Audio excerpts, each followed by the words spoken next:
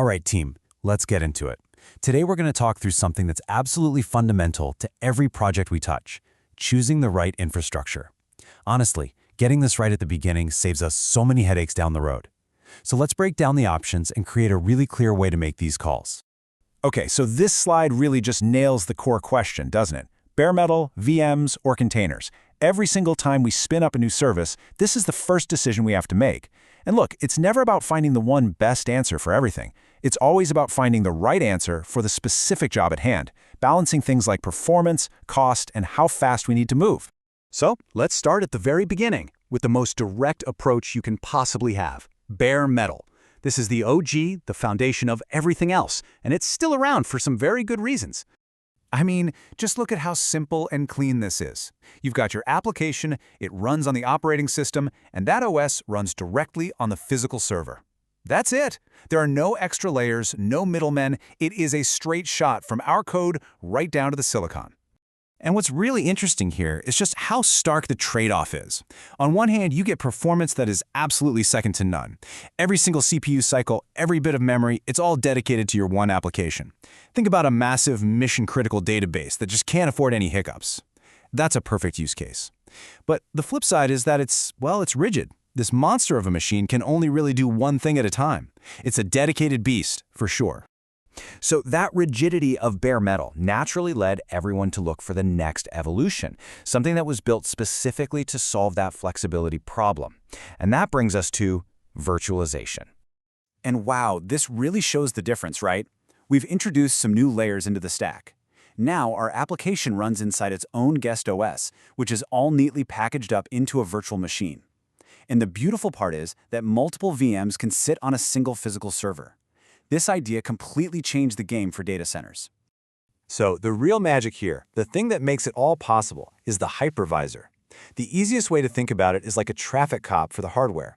It takes the physical server CPU, its memory, its storage, and it carves it up, giving a carefully managed slice to each VM, and making sure they all play nicely and don't step on each other's toes. And this is why it became so powerful for us as engineers. All of a sudden, we could run a Linux app right next to a Windows app on the same physical box. And each VM is basically its own fortress, completely isolated and secured from its neighbors.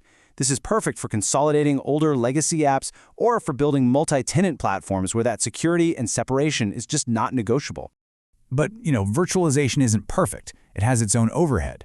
I mean, every single one of those VMs needs to run a full copy of an operating system. That's a lot of wasted resources. So the next big evolution was all about efficiency, and that's where containers come in. Now, just look how much leaner this stack is. What's the biggest difference you see? All the containers share a single host operating system. We've completely stripped away the need for a separate guest OS for every single application we want to run. The secret sauce this time is the container engine. So if the hypervisor was a traffic cop for hardware, you can think of the container engine as kind of like a master packer. It takes our app and everything it could possibly need, all the libraries, the configs, and it seals it into this single, standard, super lightweight box that can run basically anywhere. That portability is just a huge win. And the advantages here for the kind of stuff we do today, they're just massive. Containers start in seconds, not the minutes it takes to boot a VM. They're incredibly lightweight, which means we can pack way more of them onto a single server, which really drives up our hardware utilization and saves money. It's no wonder containers are the absolute backbone of modern microservices and our CI/CD pipelines. Okay, so what happens if we need the super strong security of VMs and the speed and agility of containers? Well, turns out we don't always have to choose. We can actually combine them in what we call a hybrid model. Now, I know this stack might look a little complicated at first glance, but it's an incredibly powerful concept. What we're doing is we're running our fast, efficient containers inside the secure, isolated fortress of a virtual machine. It gives us these amazing layers of protection and organization. The key takeaway here is that we're using each layer for what it does best. The VM provides that hard, kernel-level security boundary, which is perfect for separating, say, different clients or different staging environments. Then, inside that secure bubble, the dev teams get all the speed and agility of a container-based workflow. It's really the ultimate combo of security and flexibility when you need it. Okay, so we've walked through all the options. We've seen the evolution. Now let's put it all together into a clear framework so we can make the right call on our projects from here on out. When it comes right down to it, for most of the modern apps we're building, the decision boils down to this one fundamental trade-off. Are we prioritizing the strong hardware-level isolation you get with virtualization, or are we prioritizing the lightweight, fast-booting efficiency you get with containers? This slide just lays it out perfectly. It's a classic balancing act between security and resource optimization. And here we go. This is the money slide, everybody. This is our cheat sheet. If a project comes along that needs raw, unadulterated performance above all else, we look at bare metal.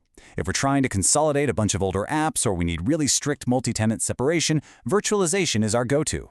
For pretty much all of our new cloud-native microservices that need to be deployed 50 times a day, containers are the default choice. And for those super secure, really complex cloud platforms, well, the hybrid model is our ace in the hole. And I'll just leave you with this final thought. The whole history of our field, of infrastructure, is just a story of abstraction. We went from physical iron to virtual machines that hide the iron to containers that hide the OS. Each new layer solved a big problem and unlocked totally new ways of working. So the question for us, as engineers, is what's next? What's the next layer of abstraction going to be? Serverless? Something else we haven't even thought of? Our job is to understand these patterns so we're ready to build on whatever comes next.